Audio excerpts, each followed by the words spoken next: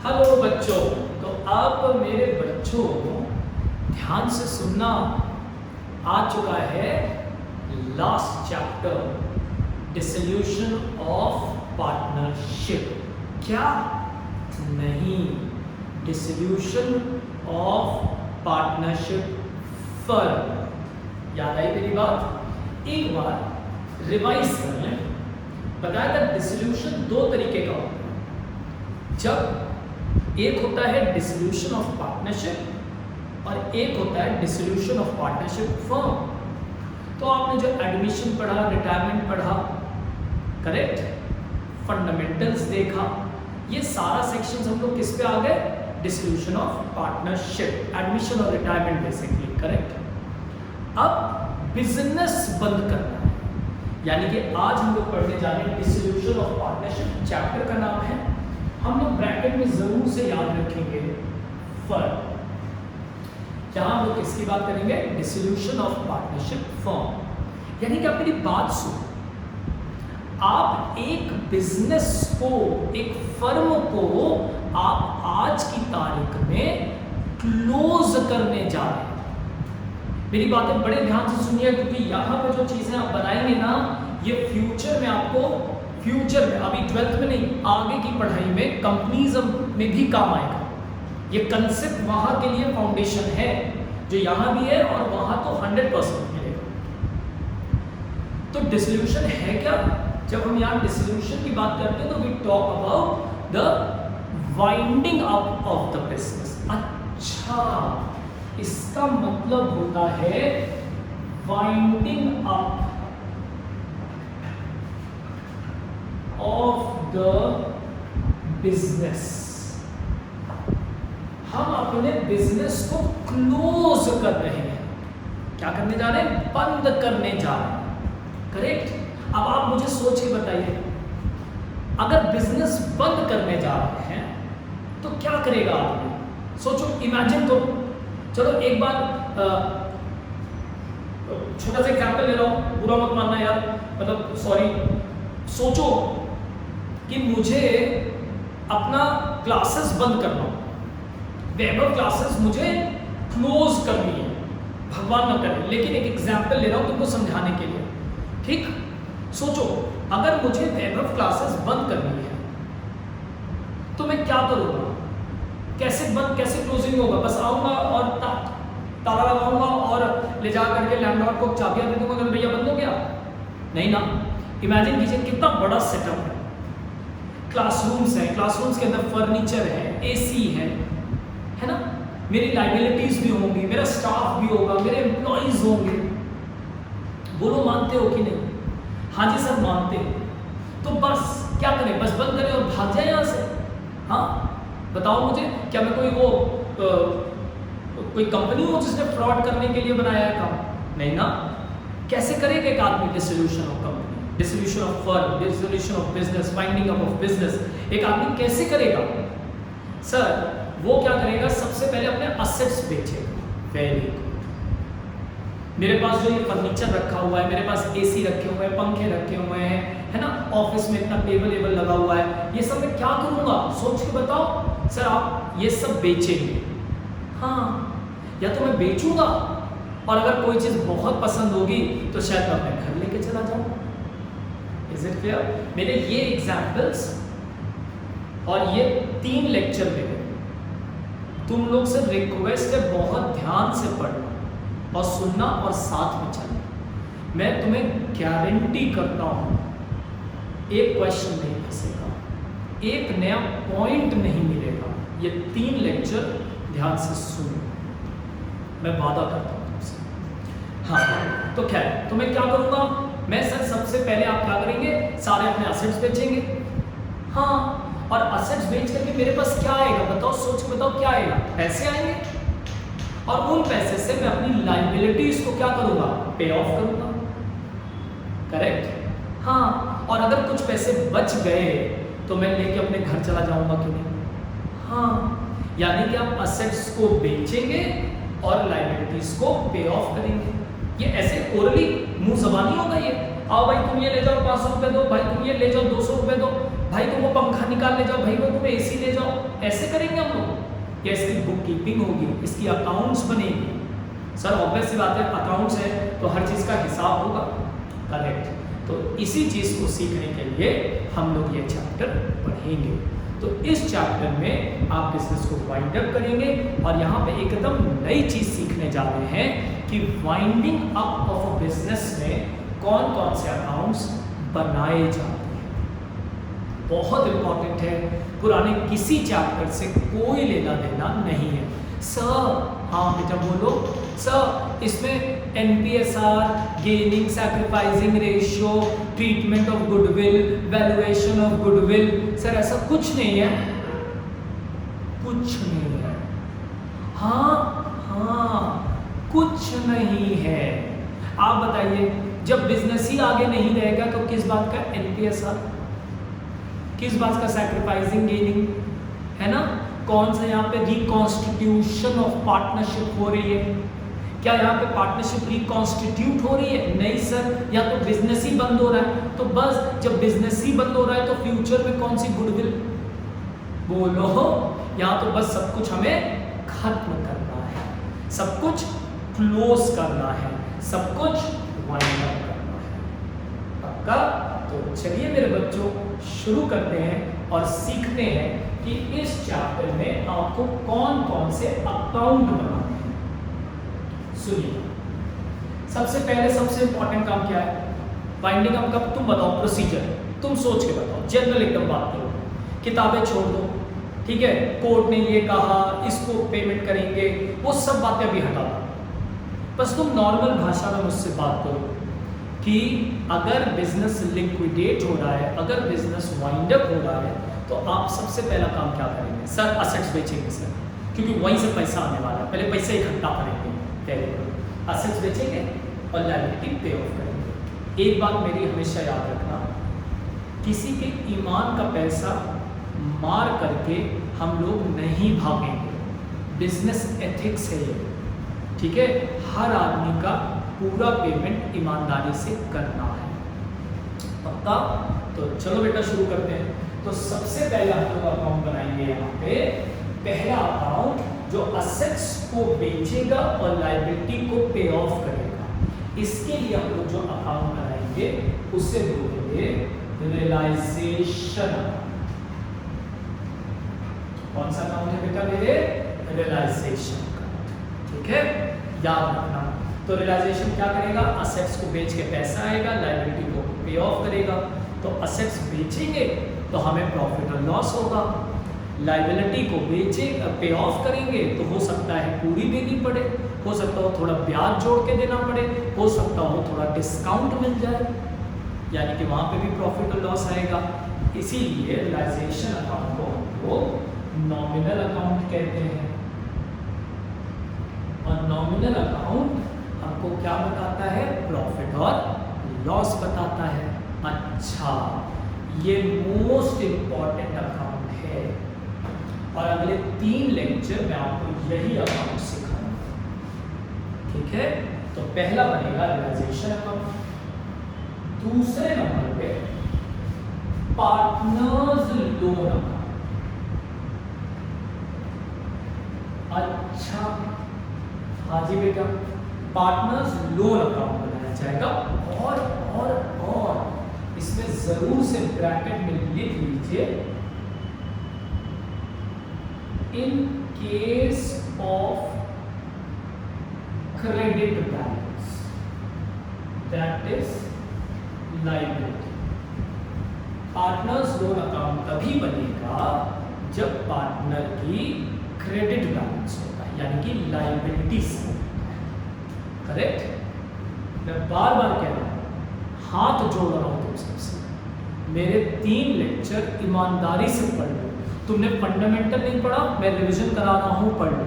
तुमने एडमिशन नहीं पढ़ा, कोई बात नहीं, रिवीजन कराऊंगा, पढ़ लेना। रिटायरमेंट नहीं पढ़ा, कोई बात नहीं, मेरे बच्चे हाथ जोड़ रहा हूँ, ये चैप्टर प्लीज़ रिकॉर्डेड लेक्चर ईमानदारी से देख लीजिए।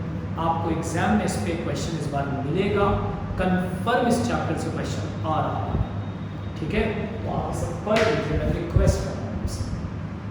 पार्टनर्स लोन फिर क्या बनाएंगे सर, एक अकाउंट और। अब असेट बेचा, लायबिलिटी बेचा, पे ऑफ किया, लोन का एडजस्टमेंट हो गया, अब बनेगा पार्टनर्स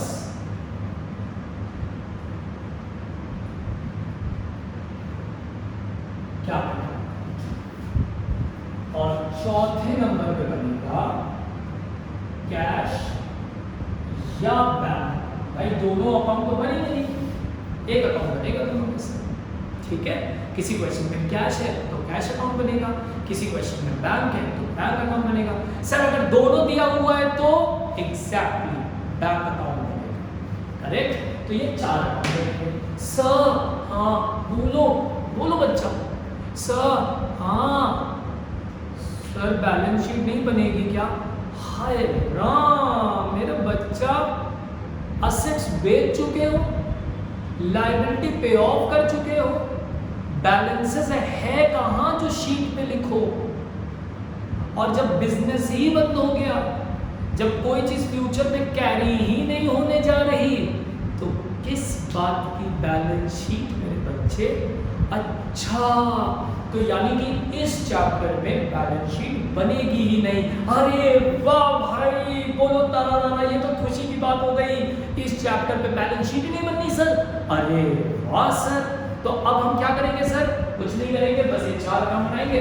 और एक लॉजिकल बात भाई, सबका अगर पेमेंट हो जाए, सबका हिसाब किताब क्लियर हो जाए, तो मुझे सोच के कैश और बैंक अकाउंट में पैसा बचेगा या नहीं बचेगा? सर जब बिजनेस बंद, सबका हिसाब क्लियर, तो पैसा भी खत्म। यस, यानी ये अकाउंट जो भी होगा वो हमेशा क्या होगा? अच्छा, तो यहाँ क्वेश्चन सही है या गलत पता चलता है कैश और बैंक अकाउंट से। ये 4 अकाउंट आपको बनाने हैं, करेक्ट। और इन 4 अकाउंट से जो मोस्ट इंपॉर्टेंट अकाउंट है, दैट इज रियलाइजेशन अकाउंट। तो आज हम लोग शुरू करेंगे रियलाइजेशन। सर इसमें चारों अकाउंट साथ में ना बना दे, बना सकते हैं हम, बना सकते हैं, लेकिन पहले हम लोग रियलाइजेशन सीखेंगे, क्योंकि उसी से डुअल एस्पेक्ट पूरा होगा, ठीक है। आपको पता है वैभव सर तभी डुअल एस्पेक्ट छोड़ेंगे जब उनकी मौत होगी, क्योंकि उनकी सांसों में, उनके ब्रेथ में डुअल एस्पेक्ट है। सांस लेते हैं तो डेबिट इन, और छोड़ते हैं तो आउट, करेक्ट। तो मैं डुअल एस्पेक्ट के साथ कभी नहीं छोड़ूंगा। I start with dual aspect, लेकिन इस चैप्टर की खासियत है कि पहले हम लोग रियलाइजेशन अकाउंट सीखेंगे। Am I clear? तो can we start with the question? एक बार एक एग्जांपल लेके देखें कि कैसे बनेगा, ठीक। चलो शुरू करते हैं रियलाइजेशन। मेरी बातें ध्यान से सुनेंगे। अब करना बेटा देखो, आई होप सारे बातें क्लियर है ना कि हम क्यों पढ़ने जा रहे हैं, क्या पढ़ने जा रहे हैं और कैसे पढ़ने जा रहे हैं। तो मुझे जल्दी से बता दो, एक बार तुम सब जल्दी बताओ, कौन कौन से अकाउंट बनाओगे? Sir 4 account. कौन कौन से? रियलाइजेशन, पार्टनर्स होम तभी बनेगा जब वो लायबिलिटी साइड होगा, तीसरा पार्टनर्स कैपिटल, चौथा कैश। बस most important account sir realisation account. शुरू करें? हाँ सर शुरू करें। इसको हमने 5 पार्ट्स में डिवाइड किया, ठीक, जो मैं 3 दिनों में कवर करूंगा। और एक खास बात, सारे लोग 1 मिनट पेन बंद करो, सारा कोई काम नहीं करेगा, कोई और काम नहीं करोगे, मेरी बात सुनो। हम लोग जब क्वेश्चन स्टार्ट करते थे एडमिशन और रिटायरमेंट, तो हम लोग क्या करते थे? सब पहले फॉर्मेट बना लेते थे, वर्किंग नोट पे जाके OPSR, NPSR, gaining sacrificing ratio, goodwill करते थे, फिर प्रोटोकॉल फॉलो करते थे, और मॉरल ऑफ द स्टोरी पहले एडजस्टमेंट सॉल्व करते थे, और सारे एडजस्टमेंट्स रीवैल्यूएशन करने के बाद बैलेंस शीट को अंत में नोट डाउन करते थे या नहीं? हाँ सर, ठीक। बिजनेस चल रहा था तो ये कर रहे थे, बिजनेस बंद होगा तो मेरी बात सुनो ध्यान से, एडजस्टमेंट्स इस क्वेश्चन में लास्ट में करना है। हाँ, ये क्वेश्चन हमेशा स्टार्ट होता है बैलेंस शीट ट्रांसफर से। मेरे बच्चों, आपकी स्क्रीन पे ये बैलेंस शीट दिख रही है ना? एक मिनट, अमाउंट्स पे मत जाना। मुझे अमाउंट से मतलब नहीं है, मुझे मतलब है हर आइटम के ट्रीटमेंट से। मैं ऑनलाइन हूँ, मैं पब्लिकली बोल रहा हूँ ये बात, ठीक है? कोई भी सुन ले ये बात। ये जो आइटम्स मैंने लिख दी, आपके किसी भी क्वेश्चन का 90 to 100% आइटम्स इन्हीं में से होंगे, ट्रीटमेंट्स इन्हीं में से होंगे। नाम बदल सकते हैं, AB की जगह P2R हो सकता है, राम श्याम मोहन हो सकते हैं। लैंड एंड बिल्डिंग एक साथ की जगह बजाय अलग अलग हो सकता है। प्लांट एंड मशीनरी के बजाय अलग अलग हो सकता है। कंप्यूटर फर्नीचर लिखा हो सकता है, लेकिन फिक्स असेट्स होंगे और मेजॉरिटी आइटम यही होंगे। ये मैं तुमसे बात करता हूँ, ठीक है? एक आइटम और लिख देता हूँ यहाँ पे, तुम्हें और अच्छा लगेगा। Employ provident fund. और तुम मेरे साथ एक एक आइटम के ट्रीटमेंट को समझोगे मेरे साथ, ठीक है? बोर्ड में डिसोल्यूशन गलत नहीं हो सकता, वादा है तुमसे। बस मेरी बातें साथ में फॉलो करना। तो खैर, हम लोग शुरू करेंगे रियलाइजेशन अकाउंट, और इस चैप्टर में एडजस्टमेंट्स पहले नहीं देखनी है। पहले एडजस्टमेंट्स नहीं देखनी है। हमें सबसे पहले रियलाइजेशन अकाउंट बनाना है बैलेंस शीट से। स्टेप तो मैं हेडिंग डाल रहा हूं, रियलाइजेशन, ठीक है? ठीक, स्टेप 1 रियलाइजेशन अकाउंट का step 1 will be transfer of assets to the debit of realization account, ठीक है? स्टेप 1 क्या है? हमें अपने असेट्स को रियलाइजेशन अकाउंट में डेबिट करना है, ठीक? इसका इम्पैक्ट पता है क्या है? ये क्यों कर रहे हैं हम, या इसको करने के पीछे लॉजिक क्या है? ठीक, सुनिए। ये इसलिए कर रहे हैं कि हम अब ये सारे असेट्स को क्या करेंगे? क्लोज करेंगे और सबको मिला करके एक जगह पे ले आएंगे, एक अकाउंट में ले आकर रख लेंगे और उस अकाउंट को बोलेंगे रियलाइजेशन, ठीक है?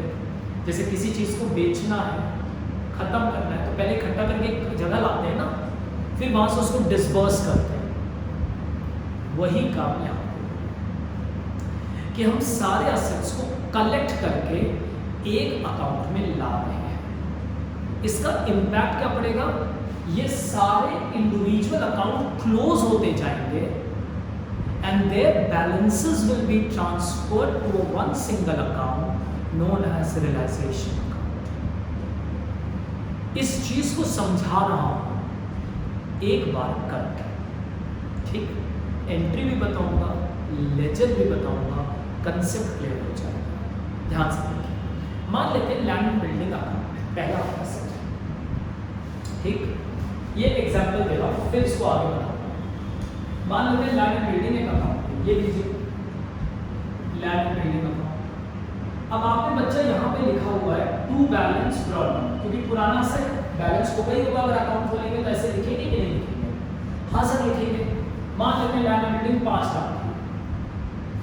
अब आप बिजनेस बंद कर रहे हैं, ठीक? आप कैसी अकाउंट है, आप अभी अकाउंट बंद कर रहे हैं, आप बिजनेस बंद कर रहे हैं, तो वेबर सर ने बताया कि इस अकाउंट को क्लोज कर दो और एक जगह लेके आ जाओ और उस जगह को कहेंगे रियलाइजेशन अकाउंट। ठीक, सारे अकाउंट्स बंद होंगे। आंखों के सामने विजुअलाइज करना, एक बार करके दिखा रहे, इसके बाद दिमाग में चलना चाहिए अकाउंट। इसको क्लोज करना, तो क्लोज करने के लिए यहाँ पे क्या लिखेंगे? बाय बैलेंस, नहीं सर बैलेंस है तो बंद हो रहा है, बाय रियलाइजेशन। इस एंट्री के साथ ये करते ही तुरंत यहाँ पे कौन सा अकाउंट बन गया? सर रियलाइजेशन अकाउंट बन गया। Yes, very good. और रियलाइजेशन अकाउंट में डेबिट साइड में क्या लिखोगे? Sir 2 land and building 5 lakh. यानी कि रियलाइजेशन अकाउंट में एक असेट डेबिट हुआ या नहीं हुआ? हुआ या नहीं हुआ? समझ आया? और याद रखना, तुम जितने अकाउंट यहां डेबिट करते जा रहे हो यानी कि उतने अकाउंट क्लोज होते जा रहे हैं। अच्छा, यानी कि रियलाइजेशन अकाउंट भी देखिए लिखा है ना, transfer of assets to the debit of realisation account. यानी कि जितने भी असेट्स हैं वो जब जब ट्रांसफर होते जाएंगे रियलाइजेशन अकाउंट में, तो वो अकाउंट इंडिविजुअली क्या होते जाएंगे? क्लोज होते जाएंगे। सारे अकाउंट बंद, बिजनेस बंद, वाइंड अप, सब ले आके एक जगह रख रहे हैं। ठीक, जगह खाली करनी है, सारी जगह सारे सामान एक कमरे में रख दो, फिर वहीं से डिस्बर्स करेंगे। ठीक है, पूरा फैला के मत रखो, समेट के एक जगह पे एक बैग में ले आओ। ठीक, क्योंकि जा रहे हैं, है ना, तो जाते वक्त क्या करते हो? पूरा घर लेके जाते हो या एक ब्रीफकेस में लेके जाते हो, एक सूटकेस में लेके जाते हो, एयर बैग में लेके जाते हो। तो ये रियलाइजेशन अकाउंट वही है, सारे एसेट्स क्लोज हो गए ऐसे। समझ आई मेरी बात बच्चों? ध्यान से सुनना। सर इसकी जर्नल एंट्री बता दीजिए, तो बताओ क्या होगी? रियलाइजेशन डेबिट हो रहा है ना, तो इसकी जर्नल एंट्री क्या बनेगी? Realisation account debited to individual asset. जितने भी असेट डेबिट होते जाएंगे यानी कि वो असेट क्लोज होते जाएंगे और रियलाइजेशन में डेबिट होते जाएंगे। अब बताइए मुझे, डुअल एस्पेक्ट जैसे जैसे आप डेबिट कर रहे हैं तो logically mentally dual aspect complete हो रहा है कि नहीं? Debit is equal to credit. इसीलिए मैंने कहा कि मैं डुअल एस्पेक्ट के साथ कभी नहीं छोड़ूंगा। आप अगर डेबिट कर रहे हैं तो उसका डुअल एस्पेक्ट साथ में चल रहा है। पक्का मेरे बच्चों? समझ आ रहा है? तो ये हम लोग का स्टेप 1 शुरू हुआ है, ट्रांसफर ऑफ असेट्स। मैं बार बार कह रहा हूं, लेक्चर पूरा देखना, तीनों दिन रेगुलर अटेंड करना, कभी नहीं होगा कि तुम्हें ना आए। ये सब रिकॉर्डेड है तुम्हारे पास, रिवीजन तक तुम्हें बड़ा मजा आएगा। तो इस तरह से है। और या मेरे जितने बच्चे बैठे हैं जिनका फ्यूचर में मोटिव है सीए करना, राइट? सीए में आपको एक चैप्टर मिलेगा अमालगमेशन, बीकॉम में आपको एक चैप्टर मिलेगा, फर्स्ट ईयर में मिलेगा अमालगमेशन। ठीक, पहले थर्ड ईयर में था, अब फर्स्ट ईयर आपको मिलेगा ये चैप्टर। और मैं वादा करता हूँ वहाँ कंपनी बंद होती है, वो भी यही एंट्री करती है। आज मैंने आपको लॉजिक बता दिया कि एंट्री क्या होती है। अगर आप मेरे पास बीकॉम में रहेंगे कोई प्रॉब्लम नहीं होगी। अगर आप कहीं और होंगे, सीए के लिए मैं नहीं हूँगा आपके पास, आईपीसीसी फाउंडेशन तक हूँ मैं आपके साथ। ठीक, अगर मैं फ्यूचर में आपके साथ नहीं भी होऊंगा बेटा, तो प्लीज़ याद रखिएगा, बेस यही है, आपको पढ़ा चाहे कोई ना हो। ठीक है, मैं हमेशा आपके साथ रहूँगा, आपकी याद रखूँगा। ये पक्का हो गया, क्लियर हो गया? भूलिएगा मत, गलत मत कीजिएगा, बाधा concept clear, logic clear, dual aspect clear. बोला बना दूं डुअल एस्पेक्ट का, डेबिट इज इक्वल टू। तो here we start with step 1, transfer of assets to the debit of realisation. आपने एक चीज गौर करी, मैंने ट्रांसफर ऑफ असेट्स लिखा है, transfer of all the assets नहीं लिखा। हाँ सर, मतलब अगर ऑल लिख दूंगा तो इसका मतलब ये सारे, लेकिन सारे के सारे रियलाइजेशन में डेबिट नहीं होते। हाँ सर, बात तो आपने बड़ी बारीकी बोली। तो सर कौन कौन से असेट्स जाएंगे? तो स्टार्ट करते हैं पॉइंट 2, रिमेंबर। स्टार्ट करते हैं पॉइंट्स टू रिमेंबर। मेरे बच्चों, मेरी आवाज ठीक आ रही है? ज्यादा एको तो नहीं हो रही बेटा? ठीक है, थोड़ा सा एडजस्ट करके चलिएगा प्लीज। पॉइंट्स टू, चलो अब समझ गए लॉजिक, काम करें, हाथी से करिए, अब पूरा समझ गए। मैं जितने पॉइंट टू रिमेंबर बता रहा हूं, अगर आपने ये रिमेंबर रखा तो आपको मजा आ जाएगा इस फ्राइडे तक, मजा आ जाएगा सच बताओ। पॉइंट टू रिमेंबर रखो,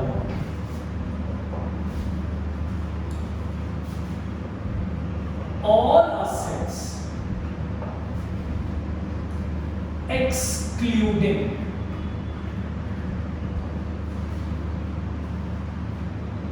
सारे assets रियलाइजेशन में डेबिट होंगे, लेकिन एक्सक्लूडिंग इनको छोड़ो। कौन कौन से छोड़े जाएंगे? चलो देखते हैं। यहां सब है, आज शपथ मेरे बच्चे बहुत दिल से पढ़ा रहा हूं, ये हर चीज कवर होगी, विश्वास रख के चलो बेटा प्लीज। अपने हमारे पढ़ाई के बीच में बहानों को मत लगाओ, कोरोना को मत लगाओ, ठीक है प्लीज, बहुत ईमानदारी से चैप्टर पढ़ लो। ऑल असेट्स एक्सक्लूडेड, कुछ असेट्स छोड़े जाएंगे। सर कौन कौन से असेट्स छोड़े जाएंगे? इजी एग्जाम्पल दो। हर वो चीज जिसका अलग अकाउंट बनना है वो छोड़ो। कौन कौन से अलग अकाउंट बनने हैं? सर पार्टनर्स लोन बनना है, हाँ, या तो अकाउंट बनना है या तो वो मेरा असेट है नहीं। चलो सोचो, क्या पार्टनर्स लोन तुम्हारे असेट है? क्या वो बेचे जाएंगे? नहीं सर। लोन किसको बेचेंगे? करेक्ट, कैश या बैंक का पैसा बेच पाओगे? रियलाइज होगा? बिकेगा? नहीं सर। मानते हो ना? Simple logic. कैपिटल अकाउंट अगर पड़ा हो असेट साइड, कौन खरीदेगा? कोई नहीं sir. Undistributed losses, advertisement suspense, profit and loss, कोई खरीदेगा? नहीं सर। यानी कि ये सारे अकाउंट्स, पॉइंट टू रिमेंबर, हम रियलाइजेशन में नहीं लिखेंगे। एक मिनट, तुम्हारे दिमाग में एक सवाल आ रहा है, सर गुडविल भी तो कोई नहीं खरीदेगा, तो वो भी नहीं लिखेंगे। गुडविल को क्लोज कर देंगे, यहां ट्रांसफर करेंगे, ठीक है। तो जिन आइटम्स को बोला बस वो नहीं लिखे जाएंगे। क्यों? क्योंकि उनके सेपरेट अकाउंट बनते हैं, या तो वो कैपिटल में ट्रांसफर किए जाएंगे, ठीक है। तो ऑल असेट्स एक्सक्लूडिंग क्या क्या क्या नहीं जाएगा? Cash, bank, partners loan, partners capital, oblique current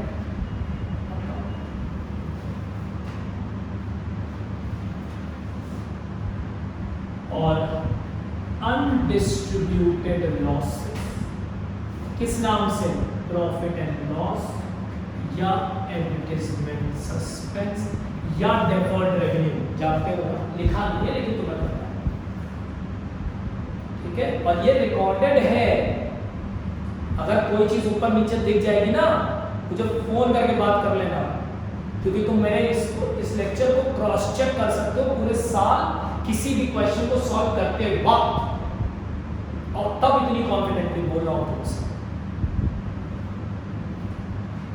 transfer of assets to the debit of realisation. Points to सारे असेट्स डेबिट किए जाएंगे। ऑल असेट्स एक्सक्लूडिंग कैश, ये नहीं जाएगा। क्या क्या नहीं जाएगा बताओ जल्दी से, यहां देख क्या बताओ। सर आपने बोला कैश नहीं जाएगा, बैंक नहीं जाएगा, कैपिटल नहीं जाएगा, advertisement suspense, profit and loss और लोन नहीं जाएगा, राइट।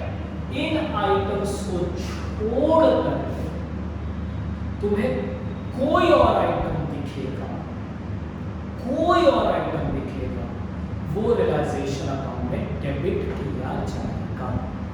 तो all assets excluding cash, bank, partners हो, मेरे साथ बोलो क्या क्या नहीं जाएगा, जिसका जिसका अकाउंट, ये याद रखने की ट्रिक, कैश, बैंक, पार्टनर्स हो, पार्टनर्स कैपिटल और अनडिस्ट्रीब्यूटेड लॉसेस, ठीक है। All assets excluding this will be debited.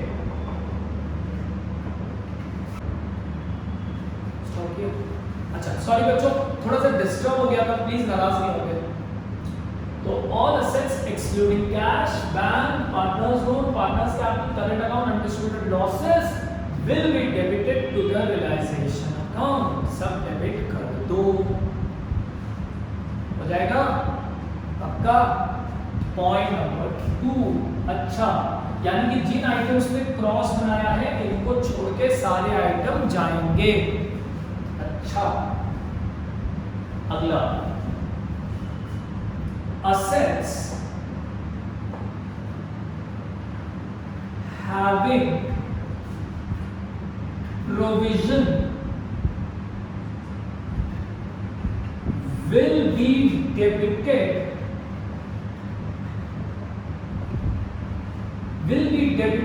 to the realization account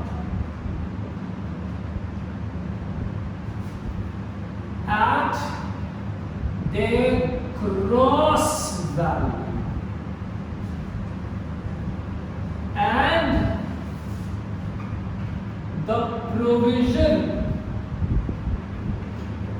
will be separately credited।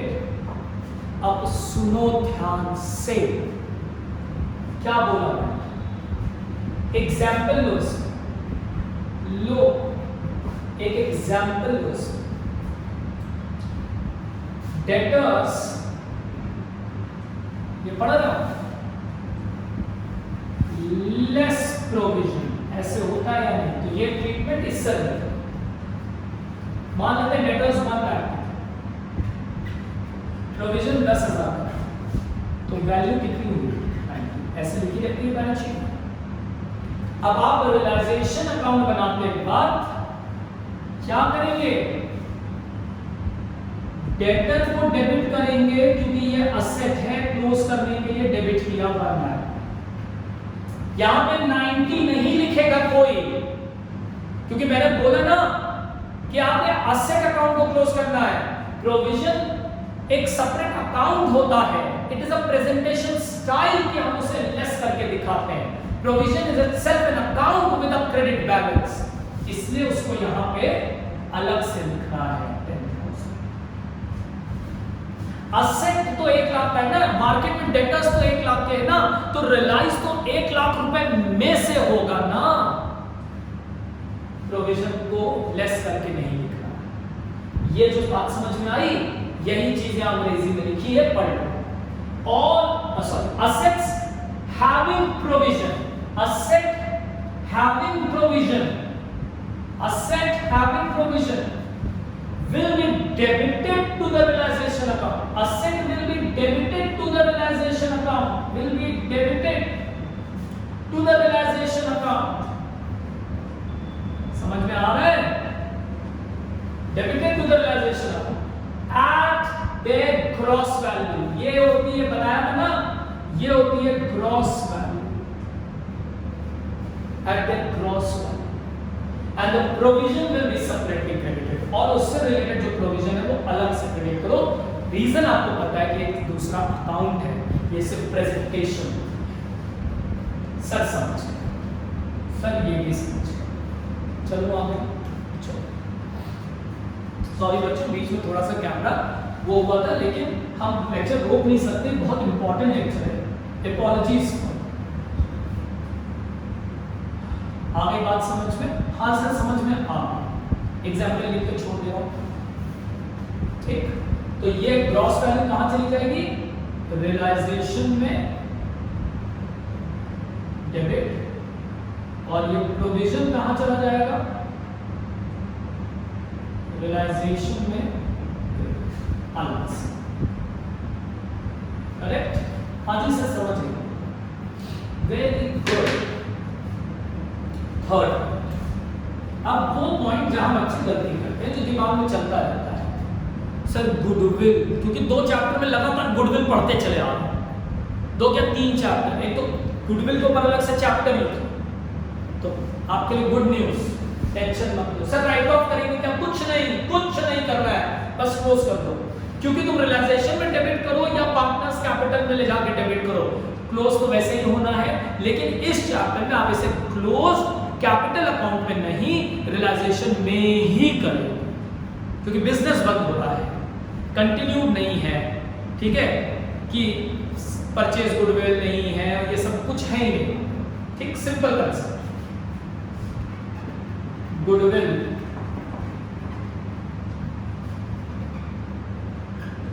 will be debited to the realization। ठीक है बच्चों, प्लीज यार, सॉरी बच्चों, थोड़ा सा वो ऊपर हो गया होगा, प्लीज बुरा मत मानिएगा, प्लीज जस्ट बेयर इट, हो गया, लेक्चर नहीं रोक सकते, इंपॉर्टेंट है, नहीं तो कट करके फिर एडिट करते ना। ऑल असेट्स ये हो गया, ये हो गया, यानी कि अब अगर हम देखें तो सारे विषय पर बात हो गई, हाँ जी सर हो गई। तो अब हमें क्या करना है? Transfer purchase to the debit of realisation, step 1 completed. और इसके बाद रियलाइजेशन अकाउंट कैसे दिखेगा उसका एक छोटा सा फॉर्मेट, यही लीजिए एकदम शानदार तरीके से। रियलाइजेशन, अगर आपको ये 3 पॉइंट दिमाग में फिलहाल है तो आपको ये कैसे दिखेगा? ये देखिए, 2 land and building, I hope point clear, 2 plant and machinery, 2 debtors. मैं लाइन से बस देख के लिखते जा रहा हूं, प्रोविजन अलग लिखना है, बाय प्रोविजन, स्टॉक, आप समझ रहे हैं, आइटम आता जाए लाइन से लिखते जाए, प्रीपेड एक्सपेंस। अच्छा, तो सर कुछ नहीं करना है, बस डेबिट करते जाना है, बस बेटा अभी डेबिट, कोई ऊपर का ट्रांसफर वैसे to the debit of realisation. Keeping in mind कि ये आइटम्स नहीं जाएंगे प्रोविजन के लिए, ये याद रखना, गुडविल एक्स्ट्रा लिख दिया है कि याद है, प्रीपेड एक्सपेंस, गुडविल। आपको बच्चा कोई और कुछ भी इस समय पढ़ा रहा हो, बस जितना पहले बताया है उतना सुनो, ठीक है, जितना बता रहा हूं बस उसके हिसाब से चलना। ये लो, एडवर्टाइजमेंट नहीं जाएगा, प्रॉफिट एंड लॉस नहीं जाएगा, लोन नहीं जाएगा, कैश ऑफ बैंक नहीं जाएगा, इन्वेस्टमेंट। अच्छा जी, समझ गए, कैपिटल अकाउंट नहीं जाएगा, बिल रिसीवेबल, क्लियर। तो पॉइंट टू रिमेंबर, कौन कौन सा असेट्स नहीं जाएंगे जल्दी से बताओ मुझे। कैश नहीं जाएगा, बैंक नहीं जाएगा, पार्टनर्स कैपिटल नहीं जाएगा, करंट अकाउंट नहीं जाएगा, लोन नहीं जाएगा और अनडिस्ट्रीब्यूटेड लॉसेस नहीं जाएंगे। अदर देन दैट सारे अकाउंट डेबिट करेंगे, प्रोविजंस अलग से लिखेंगे, गुडविल के लिए कंफ्यूज होने की जरूरत नहीं है, डेबिट करके क्लोज कर दीजिए। हर जो आइटम यहां डेबिट हो रहा है उसका डुअल एस्पेक्ट कंप्लीट हो चुका है, खत्म हो चुका है, क्लियर। तो सर क्या आप बता सकते हैं बाकी जो आइटम्स कट गए इनका क्या करेंगे? हाँ जी मेरे बच्चों, बिल्कुल बता सकते हैं, लेकिन उसके अगले ट्रीटमेंट्स के लिए हम लोग अगले लेक्चर में इंतजार करेंगे जो कि कल मिलेगा। Thank you, bye, take care.